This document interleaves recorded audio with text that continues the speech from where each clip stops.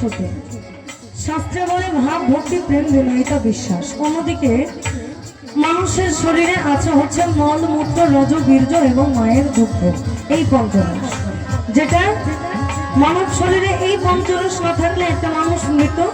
অন্যদিকে যদি আজকে যার মাজারে আমরা উপস্থিত অর্থাৎ দরবারে একটা পুরুষ, তার মানে তার ভিতরে ফয়েজি এবং কামিনী আলো ছিল বিধাই আমরা এখানে আসছি।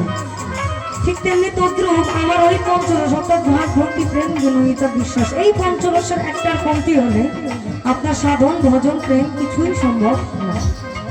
ঠিক তেমনি আমরা গুরু ধরে নিজেকে পরিশুদ্ধ করার জন্য, অর্থাৎ কাম ক্রোধ লোভ মোহ মাৎসর্য যেটাকে বলে, কাম হচ্ছে আপনার এই পঞ্চ ঋতুর মধ্যে সর্বপ্রথম, অর্থাৎ গুরু।